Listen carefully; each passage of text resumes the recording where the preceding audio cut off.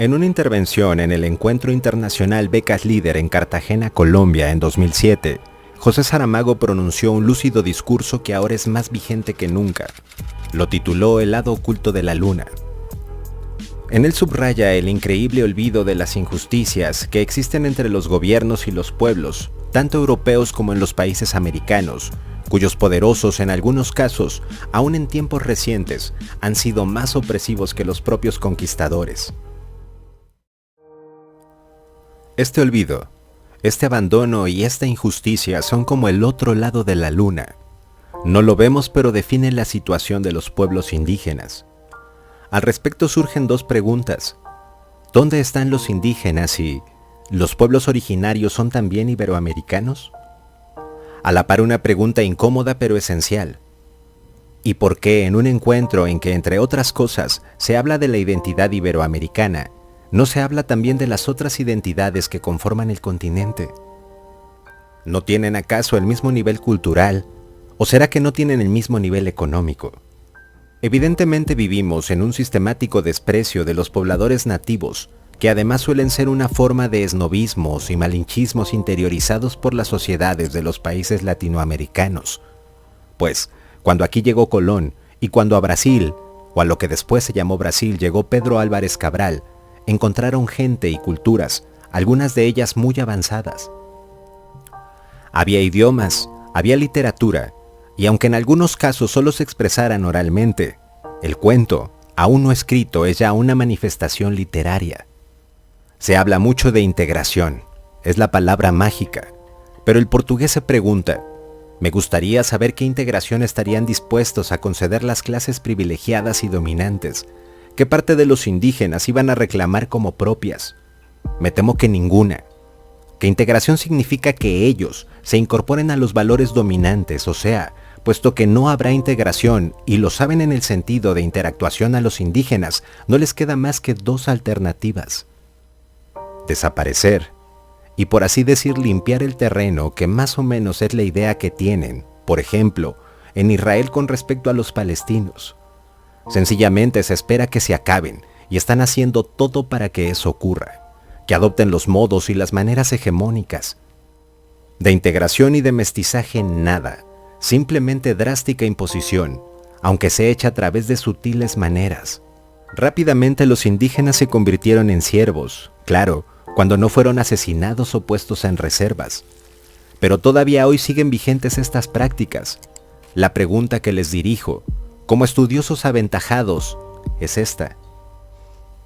¿Cuántos millones de indígenas existen desde México hasta el sur del sur? ¿Cuántos mapuches, por ejemplo, sean de Argentina, sean de Chile? A los de Chile parece que les queda menos de 10% de su territorio histórico. El resto les ha sido robado por grandes multinacionales. Por ejemplo, tanto en Argentina como en Chile, Benetton es propietaria de territorios que son como países. Los indios han sido saqueados y ahora, los que protestan, se les aplica una ley antiterrorista aprobada en Chile. El proceso de desarraigo es también un crimen cultural, al que se le suma la nueva colonización de la cultura capitalista global, que amenaza con cortar las pocas raíces vivientes que quedan en todo el mundo, desde India hasta México. Recuerden que esos pueblos llevan 5 siglos de humillación. Les robaron sus idiomas, les robaron sus creencias, les robaron su tierra, les robaron sus dioses, les robaron todo, todo, todo. No tengamos ninguna ilusión. Lo que ocurrió fue una extorsión, un robo montado con eficacia y acompañado de una imposición de una nueva religión que, casualmente, es una religión también de humillación, de negarse a sí mismo. Hay algo de maquiavélico en todo este proceso que ya lleva mucho tiempo. Se arrastran 500 años. Se les ha olvidado el indígena, y eso es grave. Es grave porque si se nos olvida una vez podemos corregirlo. Pero si se olvida una vez y 2 veces y 3 veces, porque los indios han sido olvidados todos los días que empezaron en 1500 hasta el día de hoy, entonces la cosa va mal, muy mal. Es como si no hubiéramos avanzado en derecho internacional, como si no se hubiera abolido la esclavitud, al menos legalmente. Hace un tiempo que vengo diciendo con algunas sonadas divergencias que el futuro de América de esta nuestra América o de América del Sur dependía mucho de la emergencia de los pueblos indígenas, de la emergencia de los pueblos, o sea, de emerger desde el fondo y aparecer a la luz del sol. Porque una América que recuperase su identidad primera en la figura de esos indígenas, de esas personas, sería seguramente distinta. Quizá la aportación de esta gente en las distintas edades o grados de desarrollo con sus valores, algunos tan interesantes, puedan realmente cambiar América. Porque América necesita ser América y no dirigir su mirada a los países de Europa o a Estados Unidos que, siendo América, tiene otra tradición y otros valores. Ustedes son otros, son distintos, no quieran ser idénticos a nadie más. La identidad de América Latina tiene que pasar por la aportación, por una recuperación del otro, del indio.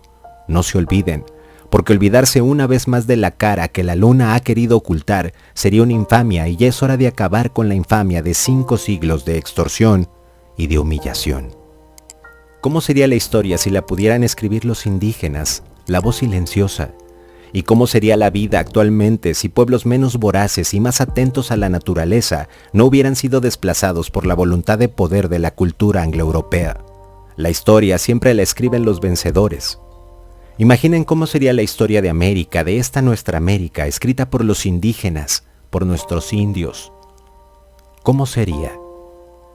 5 siglos después, quizá ya sea el momento de volver al sentido común, o de imponerlo, frente a los intereses que no están llamados para ser árbitros de nada, después de haber sido parte abusiva del todo. Es la hora de que veamos la luna en todo su esplendor. No la tapen, por favor. José Saramago.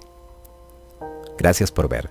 Si te gusta el contenido, suscríbete y regálame tu like.